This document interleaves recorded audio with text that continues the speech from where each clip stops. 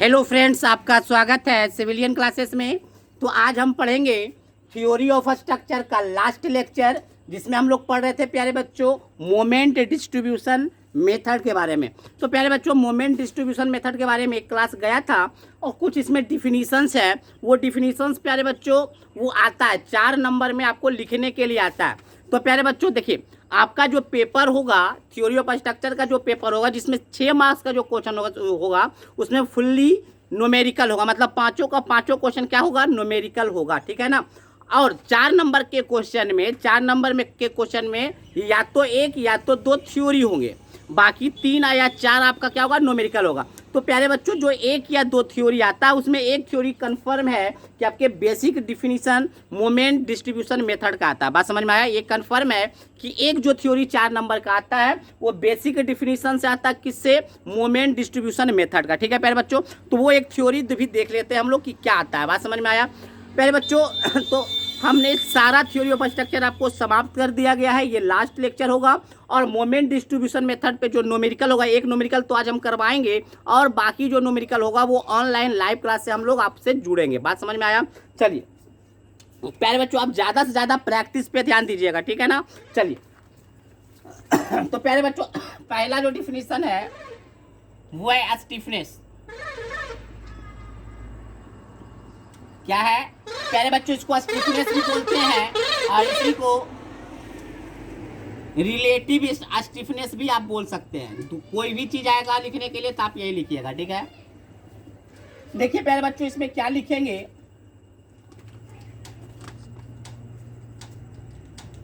Rotational stiffness, rotational stiffness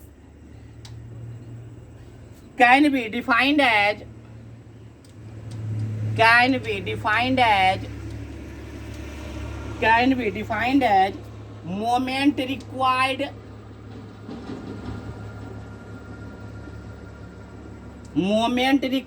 to rotate through a unit angle in radian without translation of either end। बात समझ में आया? देखिए प्यारे बच्चों ये क्या कह रहा है उसको समझने का कोशिश कीजिए। मान लीजिए प्यारे बच्चों एक हमारे पास प्रोब्ड कैंटिलीवर बीम है। क्या है? प्रोब्ड कैंटिलीवर बीम है, ठीक है ना। अब क्या कह रहा है प्यारे बच्चों, इसका डिफिनीशन क्या कहता है? कहता है कि यहाँ पे कितना मोमेंट प्रोवाइड करे, यहाँ पे कितना मोमेंट प्रोवाइड करे ताकि यहाँ पे क्या बन जाए। मान लेते हैं पॉइंट ए है, ये पॉइंट बी है, तो यहाँ पर जो थीटा भी बने वो थीटा भी कितना बन जाए, 1 रेडियन। कितना बने? 1 रेडियन। प्यारे बच्चों 1 रेडियन एंगल रोटेट करने के लिए, 1 रेडियन एंगल रोटेट करने के लिए जितना मोमेंट हम लोग देते हैं वही मोमेंट आपका क्या कहलाता है, स्टिफनेस। फिर से सुनिए प्यारे बच्चों, किसी भी बीम का किसी भी एंड को 1 डिग्री रोटेट कर, 1 डिग्री नहीं 1 रेडियन एंगल कितना रोटेट करना चाहिए, यूनिट एंगल, जिसमें क्या चीज में होना चाहिए, रेडियन में। 1 रेडियन एंगल को रोटेट करने के लिए जितना मोमेंट हम प्रोवाइड करते हैं वही मोमेंट आपका क्या कहलाता है, स्टिफनेस। तो प्यारे बच्चों स्टिफनेस यहाँ पे जो डिफिनीशन होता है वो मोमेंट बटे रेडियन क्या होता है, एंगल होता है। याद रखिएगा प्यारे बच्चों इसका दूसरा डिफिनीशन हम ऐसे भी लिख सकते हैं और में लिख सकते हैं कि स्टिफनेस इज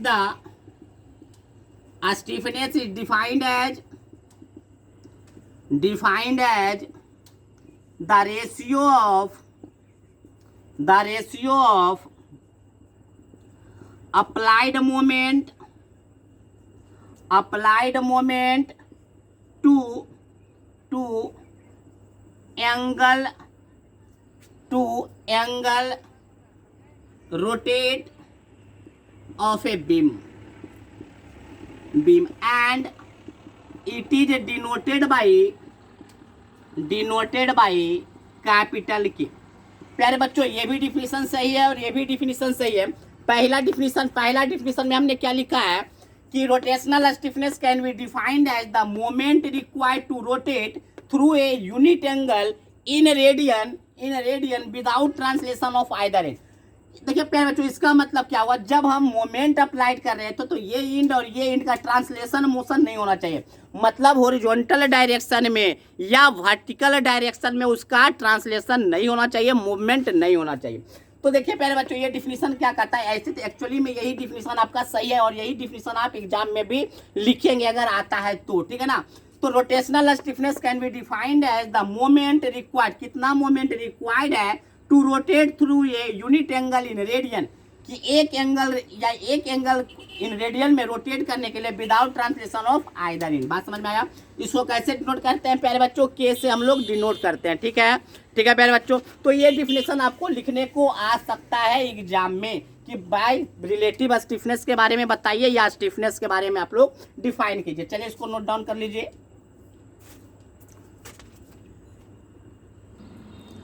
प्यारे बच्चों, अब हम देखेंगे स्टिफनेस फैक्टर कैसे निकालते हैं। तो स्टिफनेस फैक्टर में मेनली दो आपका केस है। पहला केस क्या है, when far and is fix. देखिए प्यारे बच्चों, मान लीजिए प्यारे बच्चों, आपका यहाँ पे आपको मोमेंट अप्लाई करना है। क्या करना है, मोमेंट अप्लाई करना है और क्या देना है, यूनिट रोटेशन देना है, थीटा बराबर 1 देना है। बात समझ में आया। और अदर इंड क्या है आपका, फार इंड क्या है, फिक्स्ड है। तो यहाँ पर जो स्टिफनेस फैक्टर होता है, जो के का वैल्यू होता है, याद रखिएगा 4EI/L। क्या होता है, 4EI/L। इसका मतलब क्या है प्यारे बच्चों, 4EI/L का अगर आप मोमेंट अप्लाई करते हैं, अगर 4EI/L का मोमेंट अगर आप अप्लाई करते हैं, कब, जब आपका फार इंड फिक्स्ड होता है, तो यहाँ पे आपका क्या होगा, यूनिट रोटेशन पैदा होगा, प्रोड्यूस होगा। बात समझ में आया। हम क्या बोले प्यारे बच्चों कि स्टिफनेस फैक्टर क्या होगा, 4EI/L, कब, जब आपका फार एंड फिक्स्ड हो। इसका मतलब क्या होता है प्यारे बच्चों, अगर आप मोमेंट 4EI/L इस एंड पे अप्लाई करेंगे, कब, जब आपका फार एंड फिक्स होगा, तो यूनिट रोटेशन प्रोड्यूस होगा। केस 2 क्या होगा प्यारे बच्चों, केस 2 क्या है, when far and is hind. अगर आपका फार एंड कैसा है, हिंड है। हिंड कहने का मतलब क्या है प्यारे बच्चों, मान लीजिए आपका ये फार एंड कैसा है, हिंड है। तो यहाँ पर क्या देना है, यूनिट मतलब मोमेंट देना है। तो आपको क्या होगा, यहाँ पर थीटा बराबर 1 आने के लिए के का वैल्यू होगा 3EI/L। याद रखिएगा प्यारे बच्चों, इस सबको हम यहाँ यूज करेंगे, न्यूमेरिकल बनाने में यूज करेंगे। स्टिफनेस फैक्टर के बराबर 3EI/L होगा। इसका मतलब क्या हुआ कि जब आपका फार एंड हिंज है, तो 3EI/L का अगर आप मोमेंट प्रोड्यूस करते हैं, अप्लाई करते हैं, तो यूनिट रोटेशन होगा। जिस एंड पे आप मोमेंट अप्लाई कर रहे हैं, उस एंड पे क्या होगा, यूनिट रोटेशन प्रोड्यूस होगा। बात समझ में आया। तो बस आपको ये याद रखना है कि अगर फार एंड होगा तो स्टिफनेस फैक्टर का वैल्यू 4EI/L, अगर फार एंड आपका हिंड होगा तो स्टिफनेस फैक्टर का वैल्यू 3EI/L होता है। चलिए आप इसको नोट डाउन कर लीजिए।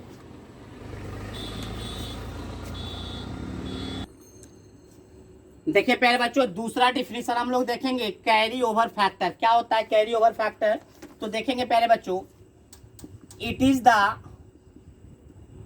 the ratio of induced moment to the applied moment, and it is denoted by carry over factor, COF, carry over factor. तो देखिए प्यारे बच्चों, हमने क्या बोला, कैरी ओवर फैक्टर क्या है, इंड्यूस्ड मोमेंट बटे अप्लाइड मोमेंट का रेशियो है। बात समझ में आया। हमने क्या बोला कि कैरी ओवर फैक्टर क्या है, induced moment and applied moment का रेशियो। ये क्या है इंड्यूस्ड मोमेंट और क्या है अप्लाइड मोमेंट, वो हम देख लेते हैं। प्यारे बच्चों, हमने क्या बोला कि अगर मान लीजिए आपका फार एंड फिक्स्ड होगा तो आपको यूनिट रोटेशन देने के लिए के का वैल्यू कितना देना होगा, 4EI/L। यही मान लेते हैं प्यारे बच्चों, के आई क्या है, ये मोमेंट है।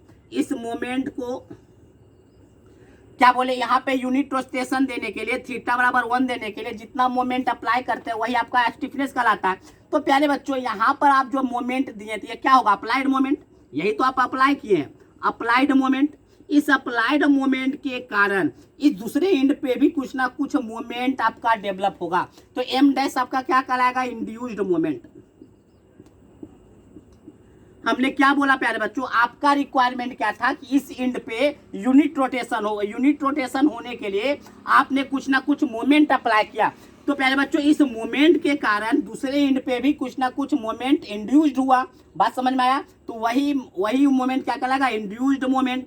तो देखिए प्यारे बच्चों कैरी ओवर फैक्टर क्या हो गया, कैरी ओवर फैक्टर हो गया induced moment but applied moment. बात समझ में आया प्यारे बच्चों, कैरी ओवर फैक्टर क्या होगा, induced moment but applied moment. ये सब आपको लिखने के लिए आएगा, ठीक है ना, 4 मार्क्स में आता है लिखने, आपको लिखना होगा, ठीक है ना। चलिए याद रखिएगा प्यारे बच्चों, generally carry over factor is taken at 1/2 for prismatic beam. प्यारे बच्चों प्रिस्मेटिक बीम पहले किसको कहते हैं ये बताइए। प्रिस्मेटिक बीम वैसे बीम को कहते हैं जिसका cross section area through out the length अगर सेम होता है, क्या बोले, cross section area through out the length अगर सेम होता है तो वैसे बीम को क्या बोलते हैं, प्रिस्मेटिक बीम कहते हैं। अगर आपका प्रिस्मेटिक बीम है तो जनरली कैरी ओवर फैक्टर कितना होता है, 1/2।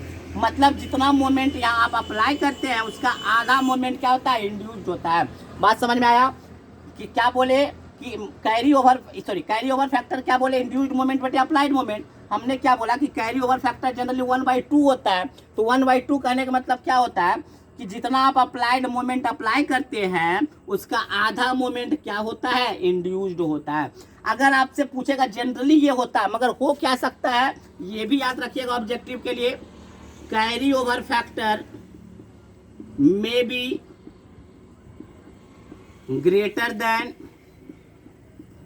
इक्वल टू और लेस देन 1। प्यारे बच्चों होने का तो 1 से कम भी हो सकता है, 1 से ज्यादा भी हो सकता है और 1 के बराबर भी हो सकता है। बट जनरली जो हम लोग लेते हैं कैरी ओवर फैक्टर वो 1/2 लेते हैं। तो कैरी ओवर फैक्टर पे भी आपको लिखने के लिए आ सकता है वो 4 नंबर का थ्योरी, ठीक है ना।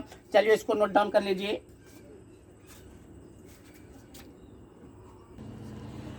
चलिए प्यारे बच्चों लास्ट डिफिनीशन जो है इस चैप्टर में वो है डिस्ट्रीब्यूशन फैक्टर।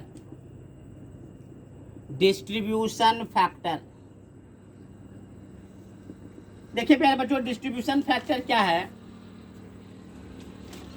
देखिए distribution factor is the ratio of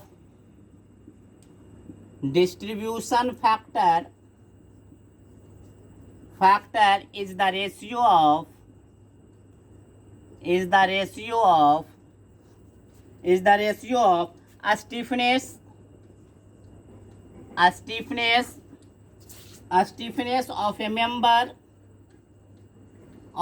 member to the sum of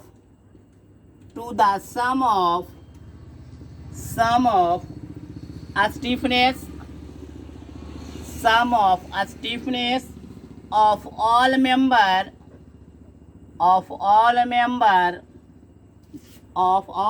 of that joint, प्यारे बच्चों and it is denoted by distribution factor DF। तो हमने क्या बोला प्यारे बच्चों, डिस्ट्रीब्यूशन फैक्टर क्या है, stiffness of a particular member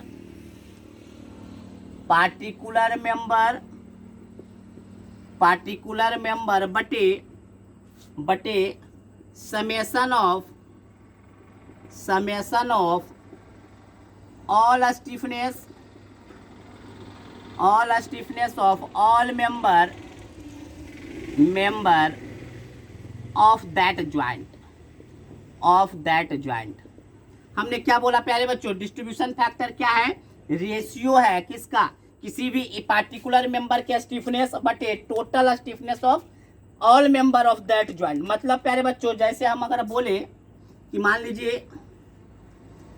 एक आपका ज्वाइंट ओ है,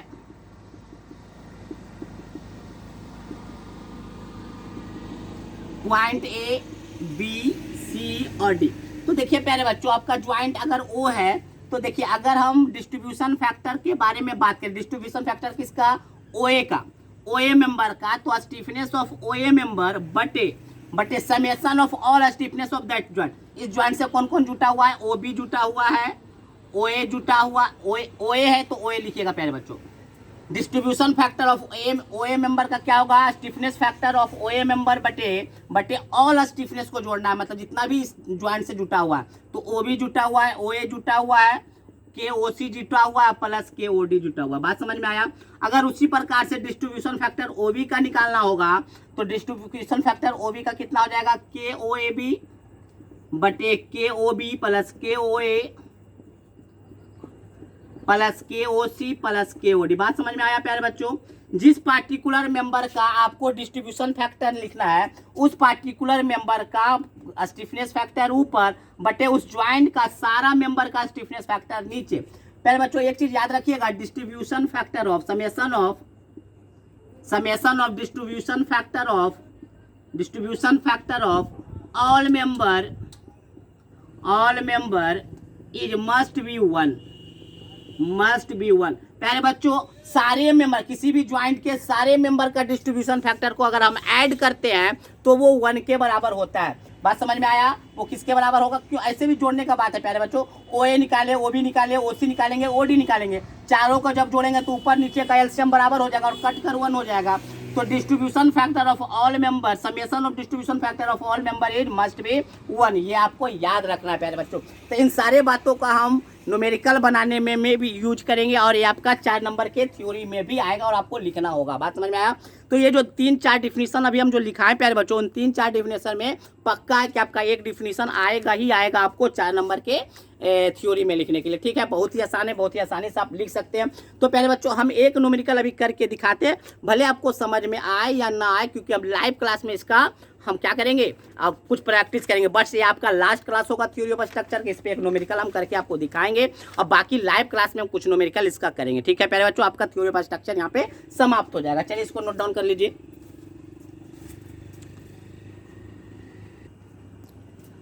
चलिए प्यारे बच्चों, एक क्वेश्चन देखते हैं। Find the moments of all support for a given beam bye moment distribution method. प्यारे बच्चों, एक आपका कंटिन्यूअस बीम है, इस कंटिन्यूअस बीम के ऑल सपोर्ट, मतलब कितना सपोर्ट, ए बी सी, तीनों सपोर्ट के पास आपको मोमेंट बताना है बाय डिस्ट्रीब्यूशन मेथड। अगर प्यारे बच्चों मोमेंट डिस्ट्रीब्यूशन मेथड नहीं होता तो हम इसको कैसे बना देते हैं, कंटिन्यूअस बीम है ही तो कंटिन्यूअस बीम का 3 मोमेंट इक्वेशन अप्लाई करके हम इसका मोमेंट निकाल सकते थे। बट आपको यहाँ पे क्या बोल दिया, मोमेंट डिस्ट्रीब्यूशन मेथड से बताना है तो आपको बताना होगा मोमेंट डिस्ट्रीब्यूशन। तो सबसे पहला स्टेप जो होगा प्यारे बच्चों, सबसे पहला स्टेप जो होगा वो क्या करना होगा, फाइंड द सबसे पहला स्टेप जो आप जो अप्लाई कीजिएगा, find the fixed end moment. सबसे पहले आपका काम क्या होगा कि फिक्स्ड एंड मोमेंट फाइंड कर लीजिए। तो प्यारे बच्चों, फिक्स्ड एंड मोमेंट तो बहुत ही आसानी से फाइंड कर लेंगे। M F A B, fixed end moment A B, A से बी की ओर जाएंगे तो माइनस, पहले ही बता चुके हैं, माइनस एंटी क्लॉक, इस तरह से होता है ना प्यारे बच्चों, इस तरह से होता है ना। तो ये क्या होगा, एंटी क्लॉकवाइज से निगेटिव लेंगे। प्यारे बच्चों, यूडीएल है, यूडीएल के केस में कितना होता है, WL²/12। तो प्यारे बच्चों, W कितना है 30, L कितना है 8 का होल स्क्वायर बटे 12। जब आप इसको कैलकुलेट कीजिएगा तो आपका आ जाएगा -160 किलो न्यूटन मीटर। प्यारे बच्चों, अब हम निकालेंगे fixed end moment for BA। तो BA के केस में सेम वैल्यू होगा but plus 160 kilo newton metre होगा। चलिए अब हम निकालेंगे डिस्ट्रीब्यूशन फैक्टर BC। तो BC में भी निगेटिव होगा, -PL/8। हमको पता है कि जब आपका सेंटर पे एक यूनिट लोड पॉइंट लोड होता है तो PL/8 होता है। तो -120 इंटू L का वैल्यू कितना है 8/8, मतलब -120 किलो न्यूटन मीटर। अगर हम moment fixed end moment CB का बात करें तो ये कितना हो जाएगा, +PL/8। तो जब इसको कैलकुलेट करेंगे तो +120 किलो न्यूटन मीटर होगा। तो प्यारे बच्चों सबसे पहला आपका काम है फिक्स्ड इन मोमेंट निकालना। तो फिक्स्ड इन मोमेंट आपको निकालने के लिए फॉर्मूला पता है, हमने फॉर्मूले के मदद से हमने फिक्स्ड इन मोमेंट हमने निकाल दिया। अब प्यारे बच्चों दूसरा जो आपका काम होगा, स्टेप 2 जो काम होगा वो आपका होगा calculate the distribution factor. Calculate the distribution factor, calculate the distribution factor. तो डिस्ट्रीब्यूशन फैक्टर कैसे निकालेंगे वो हम अभी देखेंगे। तो पहले आप इसको नोट डाउन कर लीजिए।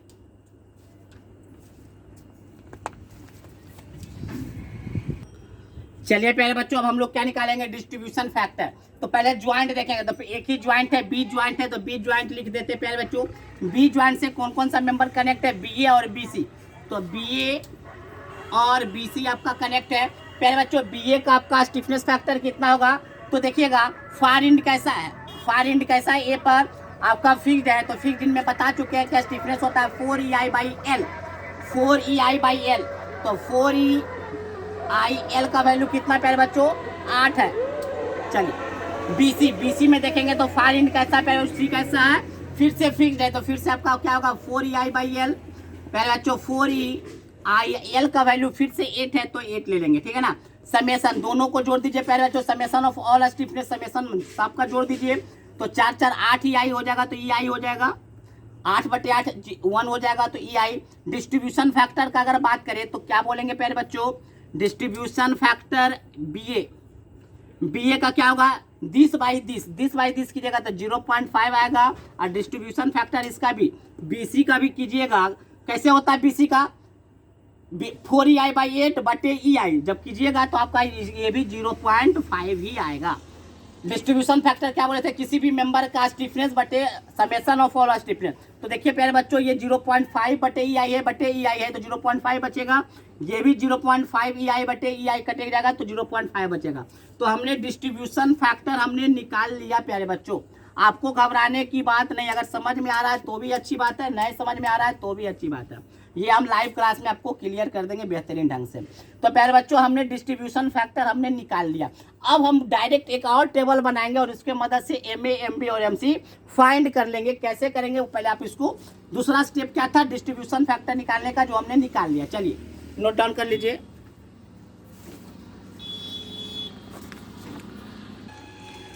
देखिए प्यारे बच्चों फिर से एक टेबल बनाना है। टेबल में क्या लिखना है, पहले ज्वाइंट, फिर मेंबर, फिर डिस्ट्रीब्यूशन फैक्टर, फिर कैरी ओवर फैक्टर। प्यारे बच्चों ज्वाइंट हमने कितना है ABC, तो ABC हमने लिख दिया, तीनों पे क्या कर दिया एक लाइन ड्रॉ कर दिया, ठीक है ना। ए से देखिए प्यारे बच्चों इधर तो कोई मेंबर नहीं, इधर से ज्वाइंट है AB मेंबर, तो यहाँ पे लिख देंगे कौन सा मेंबर, AB मेंबर। बी को देखेंगे प्यारे बच्चों, बी से कौन कौन सा मेंबर ज्वाइंट है, तो BA मेंबर ज्वाइंट है और BC मेंबर ज्वाइंट है, तो BA और BC हमने लिख दिया। सी से प्यारे बच्चों सिर्फ CB मेंबर ज्वाइंट है, चलिए हमने लिख लिया। चलिए अब हम लिखेंगे प्यारे बच्चों फिक्स्ड इन मोमेंट, सबसे पहले लिख लेते हैं डिस्ट्रीब्यूशन फैक्टर, उसके बाद फिक्स्ड इन मोमेंट, अब फिर उसके बाद आपका कैरी ओवर मोमेंट या कैरी ओवर। तो देखिए ये 4 joint, member, distribution factor, fixed in moment और कैरी ओवर फैक्टर। तो प्यारे बच्चों BA का हमने देखा था डिस्ट्रीब्यूशन फैक्टर 0.5 आया था, और BC का भी डिस्ट्रीब्यूशन फैक्टर 0.5 आया था। AB और CB का कोई डिस्ट्रीब्यूशन फैक्टर नहीं होगा, क्योंकि इधर कोई मोमेंट इधर कोई मेंबर नहीं कनेक्ट है, ठीक है ना। फिक्स्ड इन मोमेंट प्यारे बच्चों AB का फिक्स्ड इन मोमेंट कितना बताया था हमने 160 माइनस 160। BA का कितना बताया था प्लस 160, हमने कैलकुलेट करके निकाला था। BC का बताया था माइनस 120 और CB का था आपका प्लस 120। चलिए ठीक है ना। अब देखिए प्यारे बच्चों कैरी ओवर फैक्टर हम लोग कैसे निकालते हैं वो हम लोग देखेंगे। प्यारे बच्चों जो आपका बीच वाला ज्वाइंट होगा उसको जोड़िएगा, 160 माइनस 120 दोनों को समेशन कीजिएगा तो प्लस 140 आएगा। प्लस 140 में से इसमें डिस्ट्रीब्यूशन फैक्टर से मल्टीप्लाई कीजिए तो कितना हो गया प्लस 40 और 0.25 से मल्टीप्लाई कीजिएगा तो प्लस 20 आएगा। तो प्लस 20 आएगा तो लिखिएगा माइनस 20, और यहाँ पे भी कीजिएगा तो माइनस 20। क्या हमने बोला प्यारे बच्चों, सुनिए हमने क्या बोला कि दोनों को पहले ऐड कर लीजिए, तो ऐड करेंगे तो प्लस 40 होगा, और प्लस 40 को 0.5 से मल्टीप्लाई करेंगे तो प्लस 20 होगा, और यहाँ पे भी प्लस 40 को 0.5 से मल्टीप्लाई करेंगे तो प्लस 20 होगा। तो प्लस आएगा तो माइनस लिखेंगे और माइनस आएगा तो प्लस लिखा जाता है। चलिए अब देखिए माइनस 20 का कैरी ओवर मोमेंट होगा। हमने बोला था जनरली कैरी ओवर फैक्टर जो होता है 0.5 होता है, तो इसका आधा क्या कीजिए इधर दे दीजिए -10, और इसका आधा इधर दे दीजिए -10। अब देखिए प्यारे बच्चों सबको जोड़ दीजिए। यहाँ पे कितना आ गया प्यारे बच्चों -170, यहाँ पे कितना आ गया +140 और यहाँ पे कितना आ गया -140 और इधर आपका क्या हो गया 110। तो प्यारे बच्चों आपका जो है शायद नहीं दिख रहा होगा, है ना, तो नहीं दिख रहा है तो ऊपर थोड़ा करते हैं, जोड़ दीजिएगा प्यारे बच्चों। तो -170 यहाँ पे हो जाएगा +140, यहाँ पे हो जाएगा -140 और यहाँ पे हो जाएगा 110। होगा कि नहीं, -160 और -10, -170 +160 -20 +140 -120 -20 -140 +120 और -10 +110। प्यारे बच्चों ये तब तक नहीं जोड़ेंगे जब तक कि बीच वाले जॉइंट का प्लस माइनस वाला बराबर नहीं आ जाए। तो देखिए प्यारे बच्चों आपका बराबर आ गया, तो आपका मोमेंट एट ए आ गया कितना -170, बी ए के पास +140 मतलब 140 होगा, मतलब निकल गया प्यारे बच्चों एम ए कितना निकल गया 170 kilo newton metre, M B आपका कितना निकल गया 140 किलो न्यूटन मीटर और एम सी आपका निकल गया 110 किलो न्यूटन मीटर। प्यारे बच्चों तो यही हमको पूछ रहा था कि मोमेंट बताइए, कहाँ पर बताइए मोमेंट, तो एट सपोर्ट पे।